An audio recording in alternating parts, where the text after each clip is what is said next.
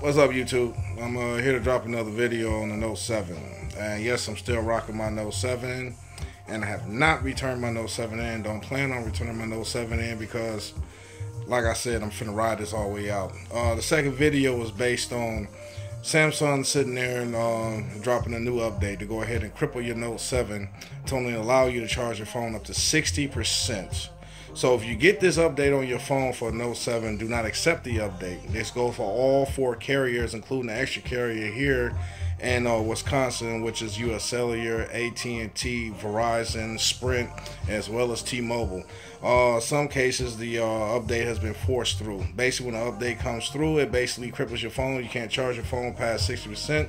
Changes the color of your battery to gray. So if you don't want to go through this and have your Note 7 crippled, do not accept the update. In fact, some people have went ahead and took the precaution of downloading an app called Easy Disabler. Go ahead and download the 2.4.1 app, and there's also another one which is the 6.4 Pro, which will go ahead and allow you to disable a lot of stuff on your Note 7 from whatever carrier you have plus Samsung, which will allow the update to come through. So you've been warned. Make sure you take care of that. If not, you're going to have a crippled Note 7. Now, moving on to New Zealand.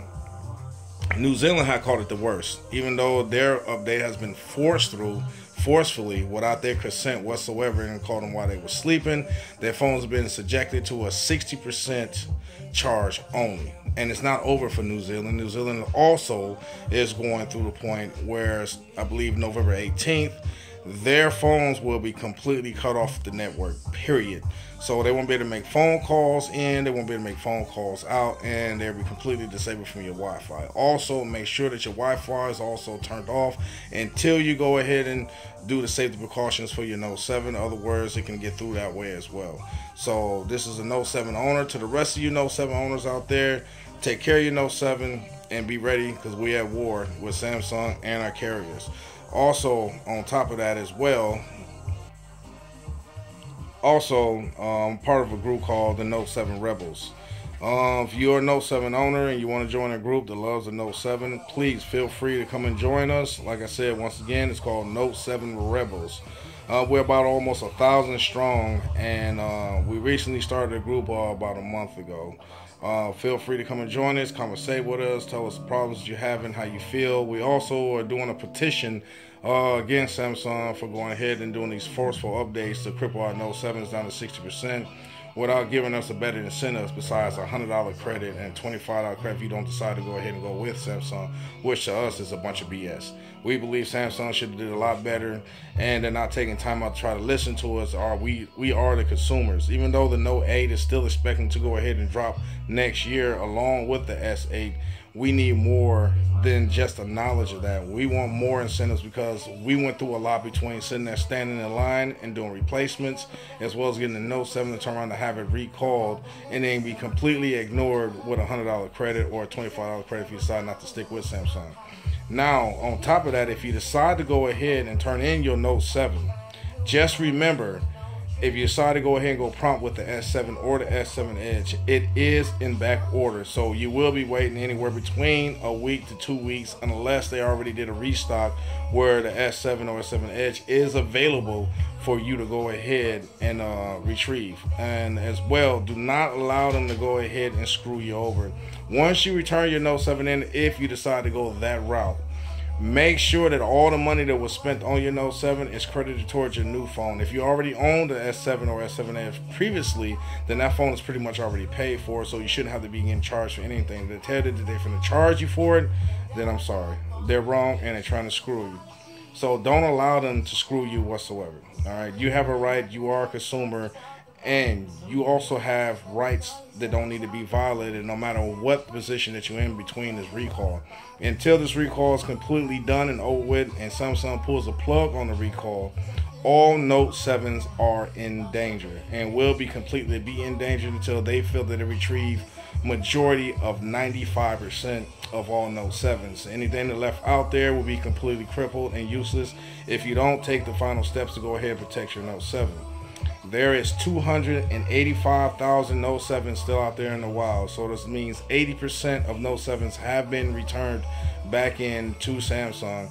And even after they did all the research to find out why the phones were exploding, almost 4 weeks, 3.5 weeks later after the recall, there has been no reports whatsoever of the Note 7 exploding, smoking, or even catching fire. Just mainly the recall and them taking the gloves off and taking desperate measures to make sure that they retrieve as many Note 7s as possible. Now we move on from the Note 7 to Samsung's washing machines, which are now exploding and cause a lady to have her jaw broken. So they did recall on a washing machine of 2.8 million washing machines are also recalled because of exploding issues. Now, this is what I don't understand. I believe majority of this stuff is happening here in the States. That Samsung is having all these issues of exploding devices, as well as now home utility items for you to wash your clothes, which is dangerous.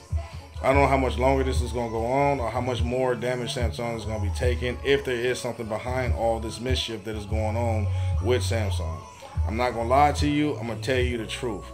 Now, majority of all you who still holding on to your Note 7s, like I said before, take precaution action. Prepare and all to take care of it. Other words, they will cripple your Note 7. Now, they pushed the update for here in the States November 5th. So it's already out there. Don't not send it. It's made it to your phone. Either shut your Note 7 down and take your SIM card out, or go ahead and get the Easy Disabler app to go ahead and protect your Note 7. Disable all packages from your US cellular carrier, or and also Samsung as well. Samsung Pay is no longer supported on your Note 7 either, so don't be surprised that was also coming next. So if you're getting something that's telling you that your Samsung Pay is no longer supported on the 7, Samsung had already pulled the plug on it, and that is the reason why it's happening the way it's happening. I also, again, before this video ends, because it's only supposed to be a short video, I'd like to thank everyone who commented, and I love to thank everyone who owns a Note 7, is hanging in there and keeping their Note 7. Stay strong, never give in, and go ahead and ride this all the way out. Once again, I do apologize for not being able to comment back, and now you understand the reason why. It's because I'm having issues with my Google account. I'll take care of it eventually down the line, depending on how many more videos I decide to make, which I really don't make that many videos anyway. But until the next video, be safe, stay Note 7 strong, and don't get bullied. And like I said, we do have a petition out, and I put my petition out also on Facebook. It's public. Look up my name, find it, you'll see me. Go ahead, you're welcome to sign the petition. I think we need like 63 more people to sign the petition that we're going against Samsung with, because of how they actually taking care of what they're taking care of as far as the Note 7 recall, and how we feel that they've actually done us wrong and they refuse to hear us. But like I said, and I'm going to keep saying, Samsung, you will hear us. We will be heard. We're not going to be left out in the cold and thinking that you're getting away with something. You know, we try to release you from all your responsibilities as far as you thinking that we was willing to sue you, and we made a choice to keep the Note 7. So anything that happens from us keeping the Note 7 falls on us. We try to get you to understand that, and you're not listening. And to show you that I do own a lot of Samsung stuff, I'll go ahead and let you check this out real fast.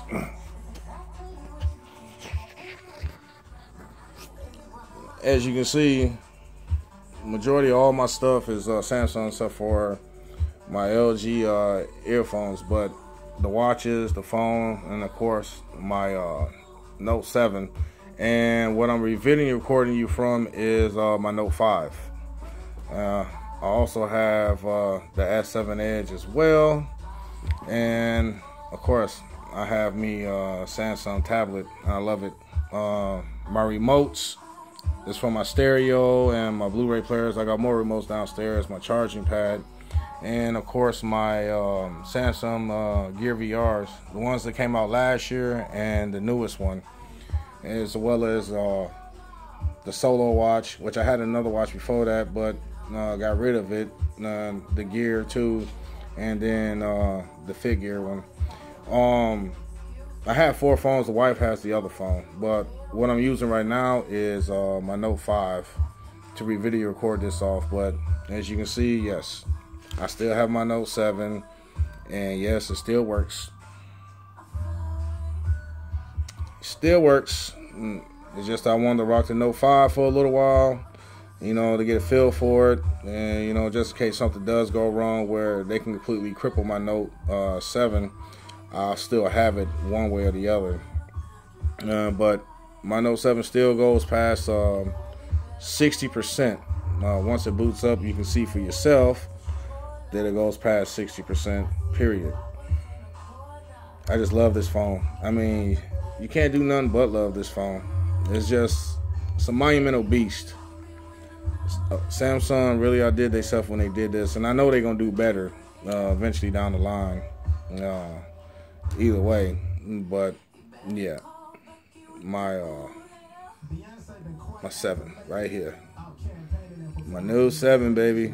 And as you can see, still past 94%.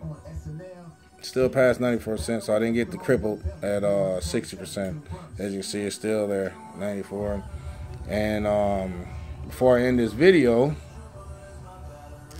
my Samsung Galaxy S7 Edge.